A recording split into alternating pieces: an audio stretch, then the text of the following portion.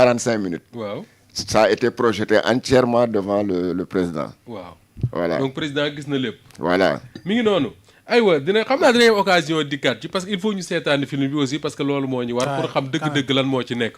ñu waxtaane beneen mbir Ayoba Faye muy CEDEAO. man dama lire ñu ne président de Sénégal moo war a jël la présidence de la commission dama bëgg a xam d'abord loolu lu mu tekki. commission CEDEAO mi ngi moom moo remplacé ancien secrétariat général bi nga xamante ni mooy CEDEAO maanaam c'est le bras exécutif. d'accord. mooy kiiwu CEDEAO bi ci boppam nga xamante ni tey jii ki nga xamante ni moom moo koy diriger daanaka mooy exécuter tâche yi nga xamante ni président yi bu ñu réunir. est-ce que mën naa wax ne c'est un peu comme le secrétaire général de l'ONU. voilà c'est un peu comme le secrétaire général de Merci. secrétariat général de l'ONU. c'est-à-dire lépp li nga xamante ni dégg nga ko ci CEDEAO bras exécutif bi moom moo koy doxal lépp lu ñu am ci politique bras exécutif boobu moom moo koy doxal. tey jii ki ko occupé fonction boobu tey mooy Alié Touré c'est un Gambien depuis 2022 te mi ngi remplacé woon l'actuel gouverneur de la BCEAO muy Jean-Claude Cassis Brou nga xamante ni c'est un Ivoirien moom moo ko occupé woon de 2018 à 2022. Alié Touré ñëw occupé ko de 2022 war a jeexal en 2026 donc ki koy occupé. à partir de 2026 moom lañ décidé week-end bi ni ce sera un sénégalais lañ koy jox. mais xamaguñu kana. président mën na choisir maa ngi dégg ñu bëri di ko proposer Abdoulaye Bathily day Abdoulaye Bathily était avec lui. ci rencontre boobu nga xamante ni chef d'état CEDEAO ñoom ñoo ko amoon. c'est vrai que c'est un très bon profil Abdoulaye Bathily. c'est une bonne idée hein. Voilà il maîtrise vraiment les dossiers du Sahel ak. il connaît les conflits. koo xamante ni la vraiment ci sous-région bi ñu bëri naw nañ ko en tout cas ci xam-xamam ak ci li nga xamante ni noonu lay doxalee donc c'est pas pour lui faire la publicité mais c'est un très bon profil. président mën na choisir aussi un autre diplomate boo xamante ni dafa ko fay teg parce que d'habitude c'est les diplomates qu'on choisit à part Jean-Claude Cassis Brou bi nga xamante ni peut-être que c'est un économiste. Alié Touré bi nga xamante ni tey jii moom moo occupé poste bi c'est l'ancien ministre des Affaires étrangères de la Gambie c'est un diplomate aussi chevronné boo xamante ni am na une longue carrière diplomatique tey jii moom moo occupé poste boobu donc c'est un poste vraiment stratégique boo nga xamante ni daanaka boo fa nekkee mën nañ ni yow mi fa nekk yow yaa jiite li nga xamante ni tey jii moom mooy CEDEAO bi à part chef d'État yi nga xamante ni dañuy réunir di jël ay décisions wala di kii yow yaay le bras exécutif yow yaay déterminer la politique bi nga xamante ni tey jii institution boobu daf koy doxal.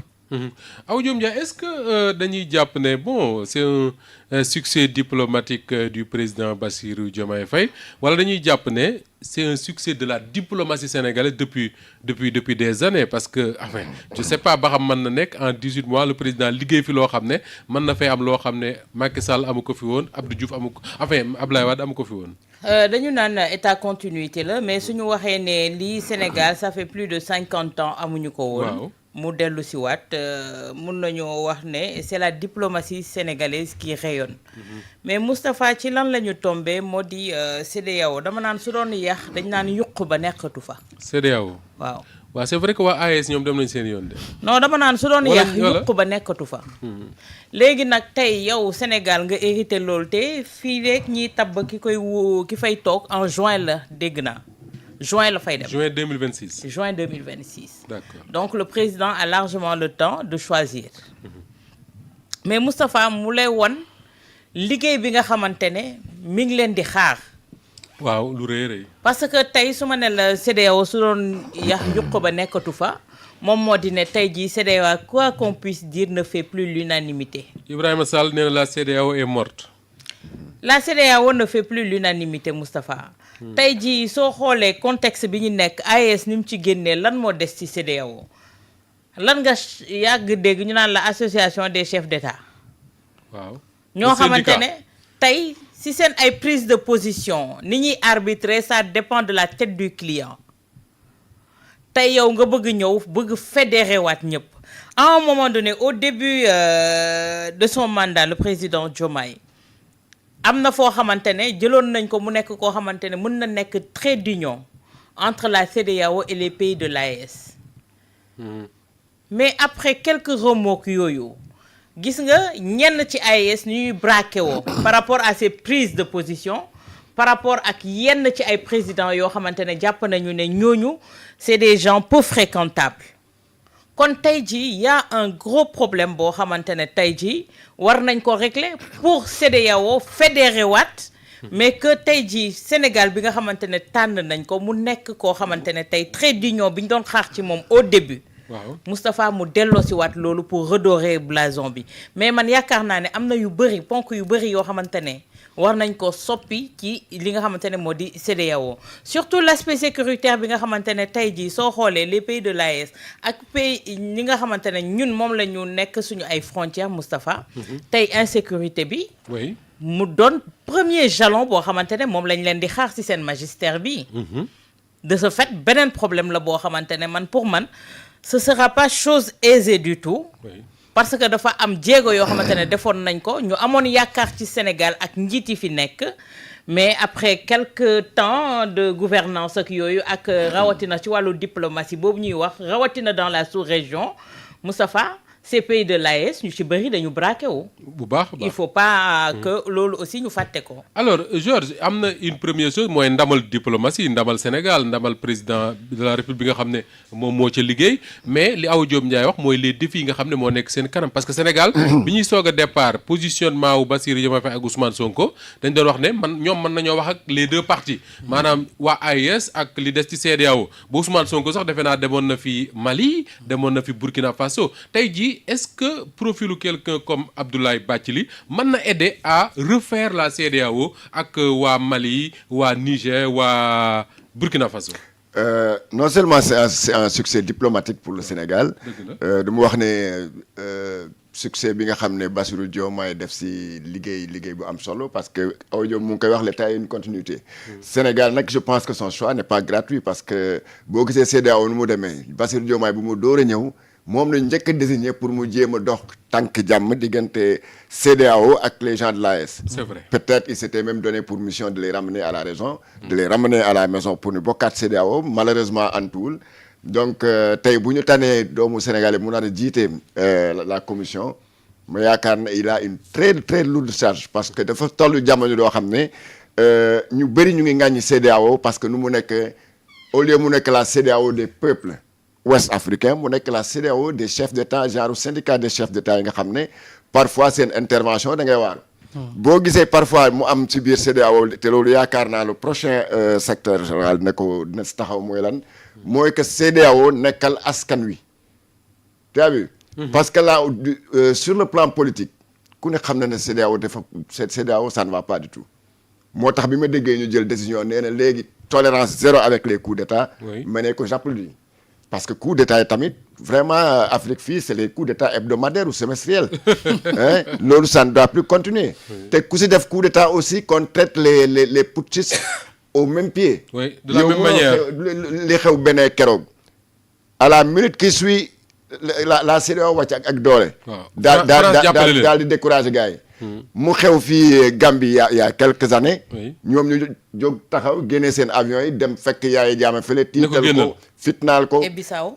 mu dem sax ba bay julli vendredi bi def noonu du dem waaye gars yi bu ñu wàccee avion yi tiim mosquée bi rek sa la waa ji ne may leen ma quelques heures ma jël suma bagage Bissau mu ngi nii mu xew coup d'état bu kenn mosul xam waaw ñu CEDEAO ne teg di ko seetaan kenn mosul gis coup d'état bu mel ni bu kii bu nu mu tudd sax la Embalo c'est la première fois nga gis te man li ma métti mooy les présidents les gars de la CEDEAO kenn waxu si comment quelqu'un qui organise son propre coup d'état ne génn leen si biti ngeen tirer arme comme ça nit ñi xam ne coup d'état am na nga xam ne lii ay caaxaan la la CEDEAO fa la waroon intervenir d'urgence daal ne on laisse le processus continuer ngeen dem compter les voix et puis le processus continue ku gagné xam ne yaa gagné malheureusement la CEDEAO a fait le mort ba jékki-jékki ñu ne PV yu sax réer nañ dañ ko lakk foofu lañ mujjee ne PV yu sax réer na donc yu mel noonu yaakaar naa le défi majeur pour la CEDEAO c'est ça ensuite xam naa loolu war na am importance koo xam ne moo koy war a jiite mooy lan mooy fexe encore une fois sur le plan boobu ça c'est le plan politique mais il y a le plan économique aussi CEDEAO dañu war di jàppante entre mais CEDEAO à l'origine c'était ça yombal demlante ba diggante bi ci réew yi Voilà. Oui. Malheureusement, on voit que à part le passeport là, loo gis après. surtout côté infrastructure. Côté infrastructure. Ouais. C'est la même chose. tey Donc, jii waroon nga am tali boo xam ne da nga jógee Dakar dem mën naa ne wala yeneen à part ce passeport CEDEAO là, vraiment ça ne va pas. Donc je ne sais pas, j'aurais bien souhaité que ce soit Abdoulaye Bathily quand même parce que là. lu tax nga yaakaar ne Abdoulaye Bathily serait un bon profil. am na expérience bi. Oui. Il a fait beaucoup de missions dans l'espace du Sahel et tout ça. Donc kenn gënu ko xam ce qu'il faut faire pour amener les trucs. Il a été, je crois, représentant du secrétaire général des Nations Unies. des Nations Unies waaw. Donc ku mel noonu profil mel noonu daal bu ko amee yaakaar naa Diomaye ne peut pas trouver mieux. Awa Abdoulaye Bathily wala un profil plus jeune. Ouais, bon. Awa. Ouais, Abdoulaye Bathily peut-être trouver un profil plus jeune, mais expérience Abdoulaye Bathily aussi. Utile loolu bon. Am na njëriñ. ça peut jouer un rôle très très important. Awa Diop. expérience Moustapha dëgg la Abdoulaye Bathily am na profil bi mais comme je dirais également dañu war a am ñoo xamante ne Moustapha dañ leen di toftal ci seen wet. plus jeune yoo xamante ne mën nañu assurer la relève. ñuy jàngandoo ak moom. ñuy jàngandoo ak moom Moustapha dañuy wax nañu aspect sécuritaire bi wax nañu les coups d'État entre autres mais la limitation des mandats la CEDEAO n'en parle pas. waaw. wala ça dépend de la tête du client. Ouais. tey ñoo xamante ne def nañu seen 2 mandats forcé 3e forcé waat 4e. ironie du sort en 2022 bi chef d'État yi dajee Embalo moom moo soulevé la question du 3e mandat. Embalo. waaw kii ñëw nu mu tuddee à l'époque il n'était pas en bon terme avec la plupart des chefs d'État de la CEDEAO. Oui. il venait juste d'arriver au D'arriver. pouvoir xam nga avec sa fougue là mu ñëw il toisait un peu Alassane Ouattara remettre ko à sa place ni ko question boobu c'est pas à l'ordre du jour kenn du ko fi wax.